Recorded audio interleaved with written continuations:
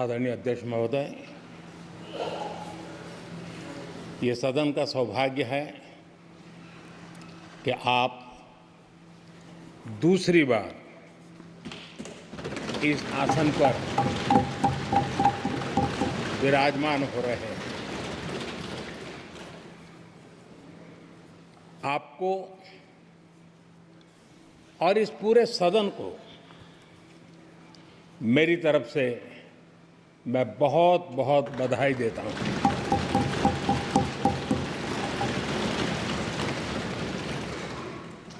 आदरणीय अध्यक्ष जी, मेरी तरफ से आपको शुभकामनाएं हैं, लेकिन इस पूरे सदन की तरफ से भी आपको अनेक अनेक शुभकामनाएं। अमृत काल के इस महत्वपूर्ण कालखंड में दूसरी बार इस पद पर विराजमान होना बहुत बड़ा दायित्व आपको मिला है और आपका 5 वर्ष का अनुभव और आपके साथ हम लोगों का 5 साल का अनुभव, हम सबका विश्वास है कि आप आने वाले 5 साल हम सबका मार्गदर्शन भी करेंगे और देश की आशा अपेक्षाएं पूर्ण करने के लिए ये सदन अपना दायित्व निभाने में आपकी बहुत बड़ी भूमिका रहेगी। आदरणीय अध्यक्ष जी, हमारे शास्त्रों में कहा गया है कि विनम्र और व्यवहार कुशल व्यक्ति सफल सहज रूप से होता है और आपको तो उसके साथ साथ एक मीठी मीठी मुस्कान भी मिली हुई है। आपके चेहरे को ये मीठी मीठी मुस्कान पूरे सदन को भी प्रसन्न रखती है। मुझे विश्वास है आप हर कदम पर नए प्रतिमान, नए कीर्तिमान गढ़ते आए हैं। 18वीं लोकसभा में स्पीकर का कार्यभार दूसरी बार संभालना ये अपने आप में एक बड़ा नया रिकॉर्ड बनते हम देख रहे हैं। श्री बलराम जाखड़ जी वो पहले ऐसे अध्यक्ष थे जिन्होंने 5 साल कार्यकाल पूरा करके फिर दोबारा उनको स्पीकर बनने का अवसर मिला था। उसके बाद आप हैं जिन्हें 5 साल पूर्ण करने के बाद दोबारा इस पद पर हासिल होने का अवसर मिला। गत 20 साल का एक ऐसा कालखंड रहा है कि ज़्यादातर स्पीकर या तो उसके बाद चुनाव नहीं लड़े हैं या तो जीत करके नहीं आए हैं। आप समझ सकते हैं कि स्पीकर का काम कितना कठिन है कि उसके लिए दोबारा जीतना मुश्किल हो जाता है, लेकिन आप जीत करके आए हैं, इसके लिए एक नया इतिहास आपने गढ़ा। आदरणीय अध्यक्ष जी, इस सदन में ज़्यादातर हमारे सभी माननीय सांसद आपसे परिचित हैं, आपके जीवन से भी परिचित है और पिछली बार मैंने इस सदन में आपके संबंध में काफ़ी कुछ बातें रखी भी थी और मैं आज उसको दोहराना नहीं चाहता हूं, लेकिन मैं एक सांसद के रूप में और हम सभी सांसद के रूप में आप जिस प्रकार से एक सांसद के नाते काम करते हैं, ये भी जानने योग्य है और बहुत कुछ सीखने योग्य है। मुझे विश्वास है कि आपकी कार्यशैली एज ए सांसद भी हमारे जो फर्स्ट टाइमर सांसद हैं, हमारे युवा सांसद हैं, उनको जरूर प्रेरणा देगी। आपने अपने कार्यक्षेत्र में, संसदीय क्षेत्र में स्वस्थ मां और स्वस्थ शिशु एक कमिटमेंट के साथ जो अभियान चलाया है और सुपोषित मां, इस अभियान को आपने जिस प्रकार से अपने क्षेत्र में प्राथमिकता देकर के खुद को इन्वॉल्व करके किया है, वो वाकई प्रेरक है। आपने कोटा के ग्रामीण क्षेत्रों में हॉस्पिटल ऑन व्हील्स, ये भी एक मानव सेवा का उत्तम काम, जो राजनीतिक कामों के सिवाय करने वाले कामों में आपने चुना है, वो भी अपने आप में गांव-गांव लोगों को स्वास्थ्य सेवाएं पहुंचाने में मदद कर रहा है। आप नियमित रूप से गरीबों को कपड़े,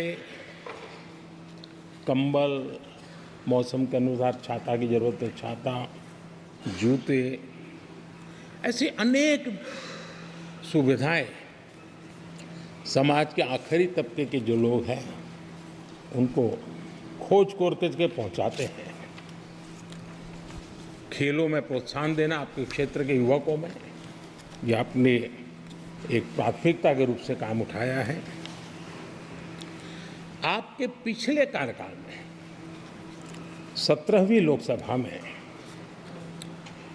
मैं कहता हूं कि संसदीय इतिहास का वो स्वर्णिम कालखंड रहा है। आपकी अध्यक्षता में संसद में जो ऐतिहासिक निर्णय हुए हैं, आपकी अध्यक्षता में सदन के माध्यम से जो सुधार हुए हैं,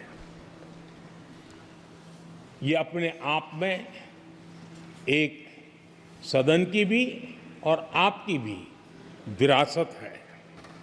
और भविष्य में 70वीं लोकसभा के संबंध में जब विश्लेषण होंगे, उसके विषय में लिखा जाएगा,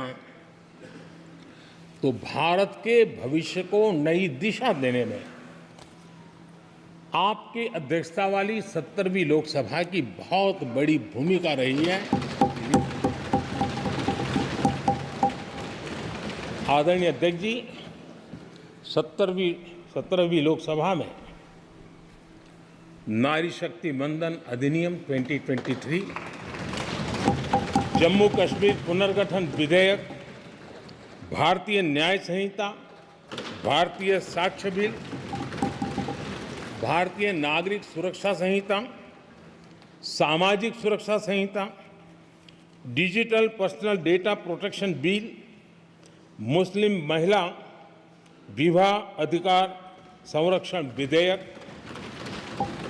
transgender persons protection of rights bill, consumer protection bill, direct tax विवाद से विश्वास विधेयक, सामाजिक, आर्थिक और राष्ट्रीय महत्व के ऐसे कितने ही महत्वपूर्ण ऐतिहासिक कानून 17वीं लोकसभा में आपकी अध्यक्षता के अंदर इस सदन ने पारित किए हैं और देश के लिए एक मजबूत नींव बनाई है।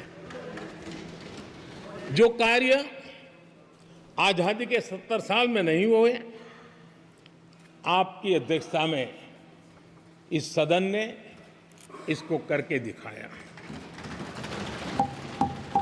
आदरणीय अध्यक्ष जी, लोकतंत्र की लंबी यात्रा में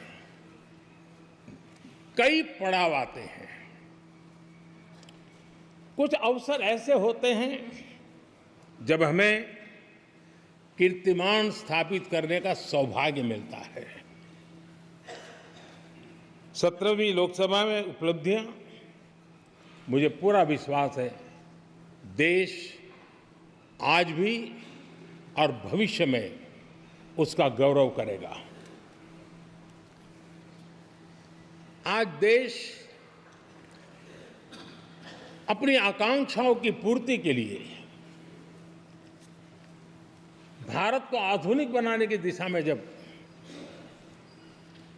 हर तरह से प्रयास हो रहे हैं, मैं मानता हूं कि ये नया संसद भवन भी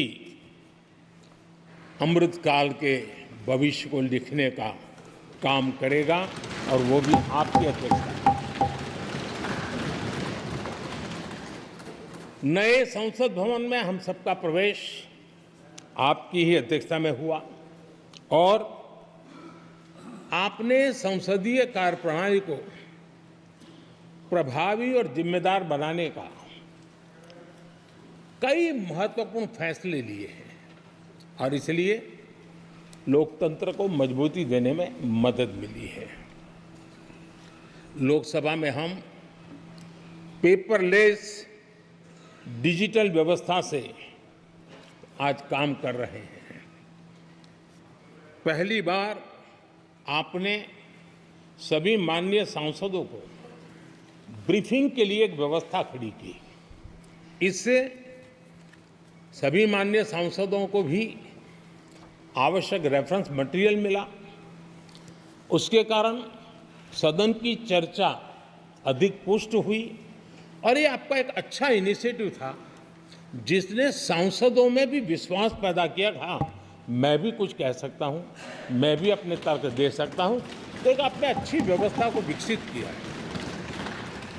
आदरणीय अध्यक्ष जी, G20 भारत की सफलता के एक महत्वपूर्ण पृष्ठ है, लेकिन बहुत कम चर्चा हुई है, वो है P20। और आपके नेतृत्व में G20 देशों के जो पीठासीन अधिकारी हैं, स्पीकर्स हैं, उनका सम्मेलन आपकी अध्यक्षता में हुआ और अब तक P20 के जितने सम्मेलन हुए हैं उसमें ये ऐसा अवसर था कि दुनिया के सर्वाधिक देश आपके निमंत्रण पर भारत आए और बहुत ही उत्तम प्रकार के निर्णय उस समिट में हुए और उसने विश्व में भारत की लोकतंत्र की जो प्रतिष्ठा है उसको गौरव देने में बहुत बड़ा रोल अदा किया है। आदरणीय अध्यक्ष जी, ये हमारा भवन ये सिर्फ 4 दीवारें नहीं है। हमारा ये संसद 140 करोड़ देशवासियों की आशा का केंद्र है।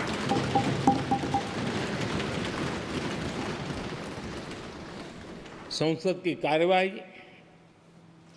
जवाबदेही और आचरण हमारे देशवासियों के मन में लोकतंत्र के प्रति जो उनकी निष्ठा है उसको और अधिक मजबूत बनाता है।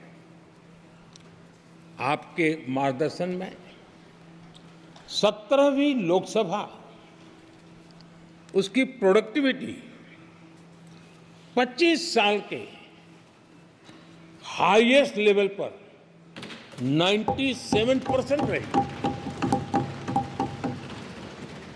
और इसके लिए सब माननीय सदस्य तो अभिनंदन के अधिकारी हैं, लेकिन आप विशेष अभिनंदन के अधिकारी हैं। कोरोना जैसे मुश्किल कालखंड में आपने हर सांसद से व्यक्तिगत फोन पर बात करके उनका हाल पूछा। कहीं किसी सांसद की बीमारी की खबर आई तो आपने सदन के अध्यक्ष के नाते व्यक्तिगत रूप से उसकी चिंता की और वो सभी दल के सांसदों से जब मुझे सुनने को मिलता था मुझे बड़ा गर्व होता था कि जैसे आप इस सदन के परिवार के मुखिया के रूप में उस कोरोना कालखंड में भी व्यक्तिगत चिंता करते थे। कोरोना काल में भी आपने सदन का काम रुकने नहीं दिया। सांसदों ने भी आपके हर सुझाव को सर आंखों पे चढ़ाया।